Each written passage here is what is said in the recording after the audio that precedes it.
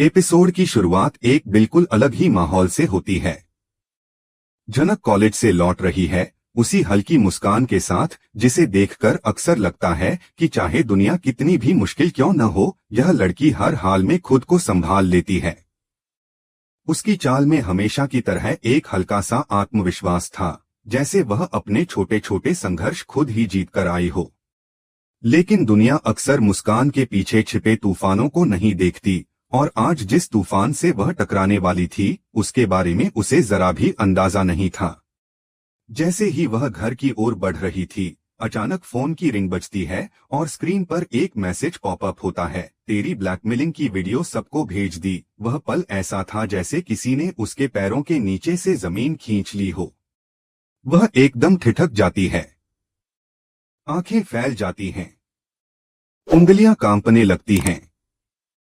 उसका दिल अचानक तेजी से धड़कने लगता है। दिमाग में कई सवाल एक साथ घूमने लगते हैं, कौन कर सकता है ऐसा? क्यों? किसने? लेकिन नाम सोचते ही सबसे पहले उसके मन में वही चेहरा आता है, मिस्टी का।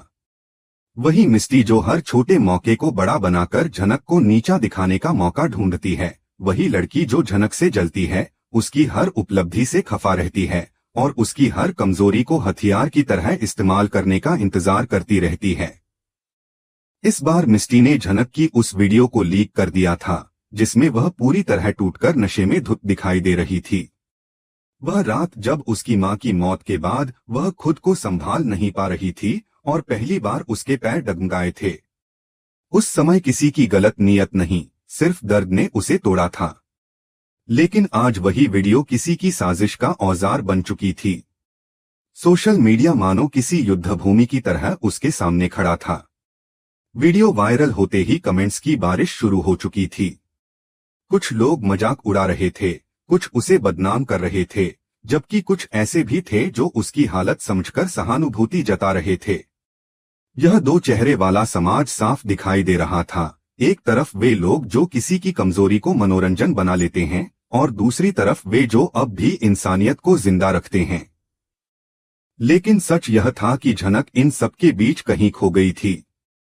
उसे खुद नहीं समझ आ रहा था कि वह किससे बात करे, किससे मदद मांगे और कैसे अपने टूटते हुए अस्तित्व को संभाले।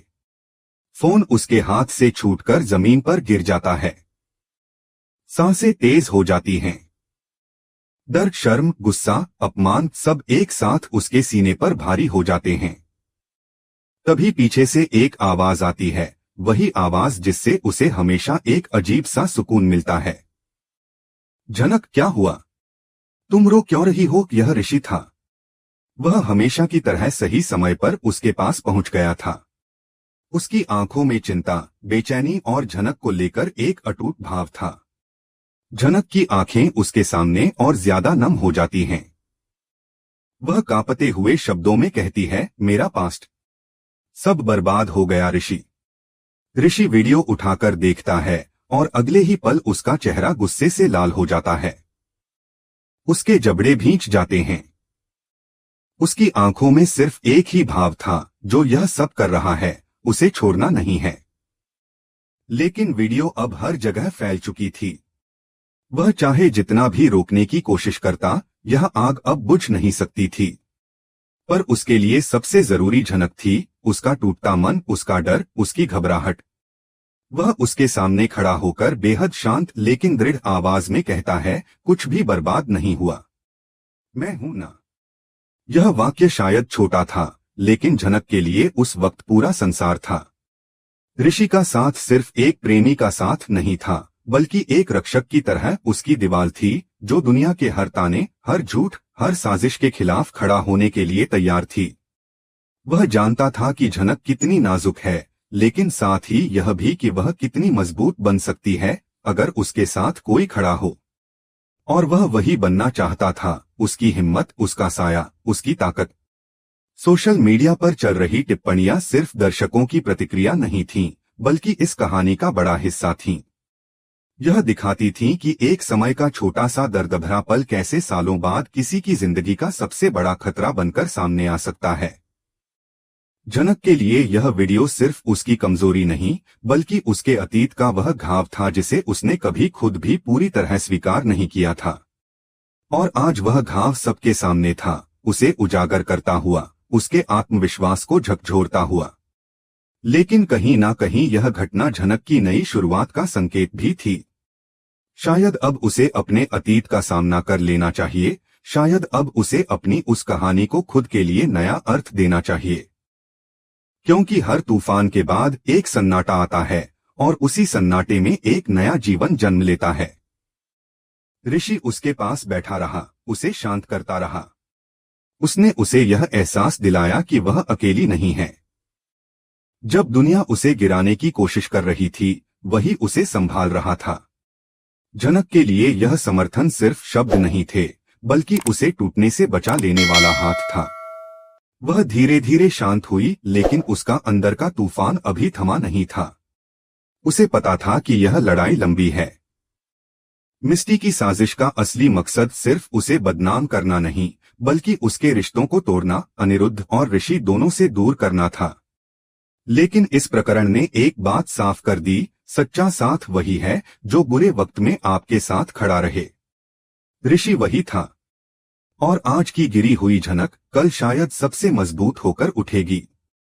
जनक की वीडियो वायरल होने के बाद जिस तूफान ने सोशल मीडिया पर कदम रखा था, उसका असर सिर्फ कॉलेज या दोस्तों तक सीमित नहीं रहा। डिजिटल दुनिया का यह नकली शोर हर तरफ गूंज रहा था।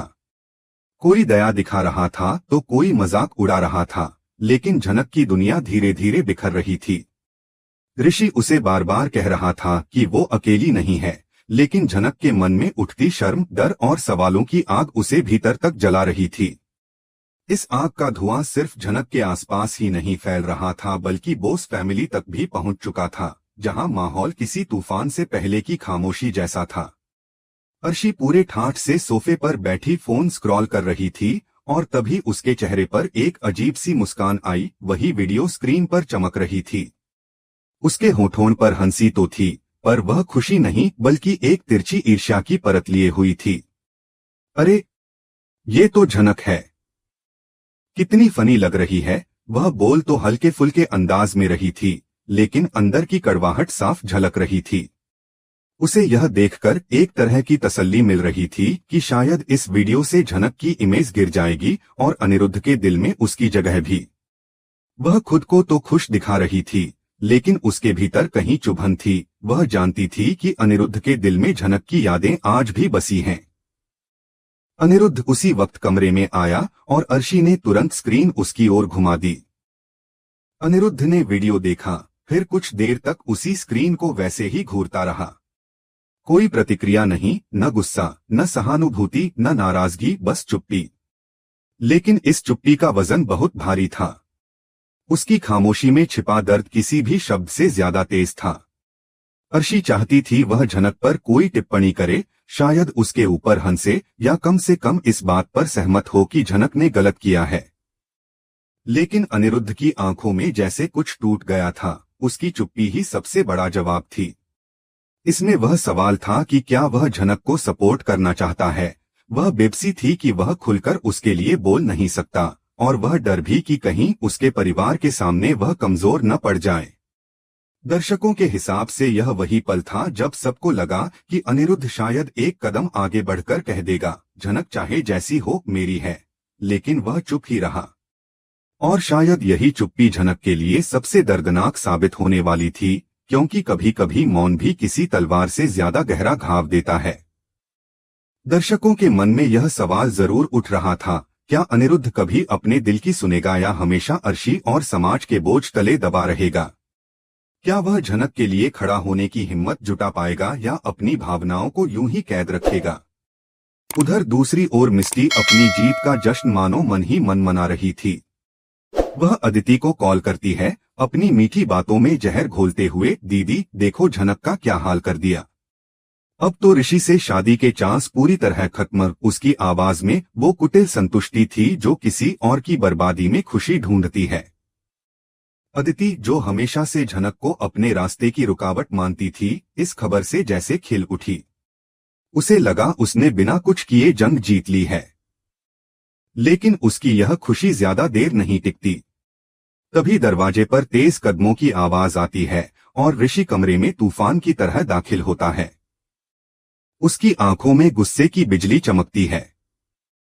अदिति, अगर इस सब में तुम्हारा हाथ है तो मैं तुम्हें बख्शूंगा नहीं। ऋषि की आवाज इतनी ठंडी और तेज थी कि पल भर के लिए कमरा खामोश हो गया। यह धमकी नहीं, उससे भी कहीं ज्यादा थी, एक चेतावनी, एक घोषणा, एक वादा। अदिति हक्का बक्का रह गई। उसके होठों पर बहाना बनाने की कोशिशें लड़खड़ाने लगीं। भाई, मैंने कुछ नहीं किया। मैं क्यों करूंगी? लेकिन उसकी आंखों का डर उसकी सच्चाई बोल चुका था। ऋषि को बेवकूफ बनाना आसान नहीं था। वह एक पल भी बर्बाद नहीं करता और सीधा मिस्टी के पास पहुंचता है। मिस्टी उसकी दहाड़ से सहम जाती है, पर अपनी चालाकी में बने रहने की कोशिश करती है। लेकिन ऋषि की आवाज रुकने वाली नहीं थी। तुम्हारी ये चाल झनक को तोड़ नहीं पाएगी। समझी, यह डायलॉग सिर्फ मिस्टी के लिए नहीं था, यह उन सब के लिए था जिन्होंने झनक की कमजोरी को उसकी हार मान लिया था। ऋषि ने यह साबित कर दिया कि उसकी दुनिया में प्यार सिर्फ रोमांटिक नहीं, बल्कि जिम्मेदारी, सुरक्षा और सम्मान भी है। यह दृश्य झनक की कहानी में एक नई ताकत भरता है। ऋषि का यह रूप दर्शकों को बताता है कि जब आपका कोई अपना टूट रहा हो तो उसके लिए खड़े होना सिर्फ जरूरी नहीं, बल्कि आपका कर्तव्य है। झनक शायद अभी खुद को कमजोर समझ रही हो, लेकिन ऋषि उसका वो कवच बन चुका है जो हर तीर अपने ऊपर ले लेगा। उसकी ईमानदारी, उसकी निडरता, उसका झनक पर भरोसा, सब मिलकर एक ऐसा पात्र बनाते हैं जिसे दर्शक हर मुश्किल में विजेता देखना चाहते हैं। दूसरी तरफ अदिति और मिस्टी की मंशा चाहे जितनी गहरी क्यों न हो, ऋषि का यह रूप उन्हें चेतावनी दे रहा था कि अब जरा भी गलती उन्हें भारी पड़ सकती है। इस पूरे घटनाक्रम में यह साफ हो गया था कि झनक का रास्ता भले मुश्किल हो, लेकिन वह अकेली नहीं है। सोशल मीडिया का यह युद्ध भले बड़ा था, पर उसके साथ खड़ा इंसान उससे भी बड़ा था। एपिसोड यही सिखाता है, निजता की कीमत समझो, अफवाहों पर आंख मूंद कर विश्वास मत करो और किसी को नीचा दिखाने से पहले सोचना सीखो। लेकिन साथ ही यह भी कि दुनिया चाहे जितनी कठोर क्यों न हो, कुछ लोग अब भी दिल से अच्छे होते हैं। और वही लोग किसी एक टूटे हुए इंसान को फिर से खड़े कर सकते हैं।